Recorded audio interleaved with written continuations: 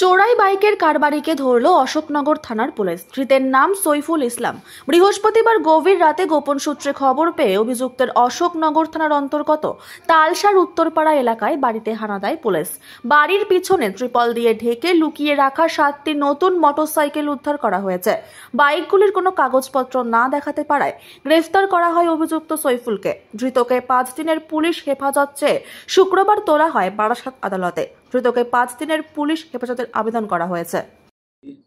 12/9/2024 তারিখে রাত 11:45 নাগাদ আমাদের অশোকনগর থানায় কর্তব্যরত সাব ইন্সপেক্টর কৌশিক বিশ্বাস তার নিজস্ব সোর্স মারফত খবর পায় যে এই অশোকনগর থানা অন্তর্গত গ্রাম আছে উত্তর তালসা উত্তরপাড়া বলে, তালসা উত্তরপাড়া, সেখানে বসবাস করে সৈফুল ইসলাম, যার বয়স হচ্ছে 38 বছর। সে কিছু মোটরসাইকেল মজুত করেছে, চোরাই মোটরসাইকেল, যার কোনো নাম্বার প্লেট নেই বা কিছু নেই, এরকম কিছু মোটরসাইকেল ওখানে মজুত করেছে অসাধু উদ্দেশ্যে, মানে পরে গ্রাহক পেলে বিক্রি করবে এই উদ্দেশ্যে।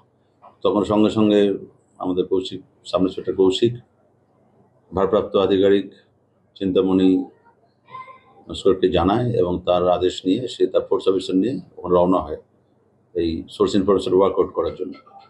এরপর তালসা উত্তরপাড়া গ্রামে গিয়ে সেই বাড়িটা দেখায়, তার সোর্স শনাক্ত করলে সেই বাড়ি থেকে দরজা খোলে এবং সৈফুলকে ডিটেন করে। সৈফুল ইসলাম ডিটেন করার পরে সার্চ করে এবং বাড়ির পিছনে সোর্স ইনফরমেশন মতন একটা ত্রিপলে ঢাকা অনেকগুলো মোটরসাইকেল পায়। সেগুলো গুনে দেখা যায় 7খানা মোটরসাইকেল।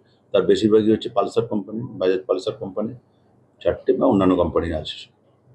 এরপর ওর কাছে ভ্যালিড কাগজ চায়, যে নাম্বার প্লেট নেই কেন জিজ্ঞেস করে, বা এর কাগজপত্র দেখায়, কিছুই ওর দেখাতে পারে না এবং কোনো সন্তোষণ করতে পারে না। তখন মনে হয় অফিসারের যেটা কোনো অসাধু উদ্দেশ্যে এসছে এবং চোরাই গাড়ি। তখন ওই বাইক মোটরসাইকেল নিয়ম অনুযায়ী সিজ করা হয়, তাকে অ্যাপ্রিহেন্ড করা হয় এবং সব থানায় নিয়ে আসা হয়। আজকে আসামিকে কোর্টে পাঠানো হবে এবং এরপর পিসিপিআর দিয়ে পাঠানো হবে এবং আমাদের এই সবগুলো ইনফরমেশান সবই আমাদের রেসপেক্টেড এসপি ম্যাডাম এবং রেসপেক্টেড অ্যাডিশনাল জেনারেল ম্যাডামের নির্দেশ অনুযায়ী আমরা এই কাজগুলো করছি। তিনি গাইড করছেন, সেভাবেই করছে। বাইকগুলো কোথা থেকে এলো আর কি সেটা সবে ধরা হয়েছে। এর পিছিয়ে আনার পরে তাকে আমরা ইন্টারোগেশন করবো, প্রলং ইন্টারোগেশন চলবে, এরপর আরো বেরোবে, তখন আমরা 5 দিনের। এর আগে কি এরকম আগে অভিযোগ আছে সাইফুলের নামে? এখন পর্যন্ত আমাদের কাছে আছে গাড়ি ব্যবসার সঙ্গে যুক্ত তাই তো মনে হচ্ছে এখন, কারণ একটা মানুষের কাছে 7টা মোটরসাইকেল যার কোনো নাম্বার প্লেট নেই, তার মানে কি কোনো তো অসাধু উদ্দেশ্য আছেই।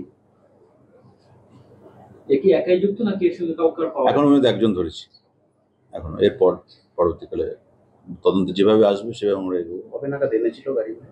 কালকে বেশ কিছুদিন ধরে, দিন 7-10 ধরে এগুলো জড়ো করেছে।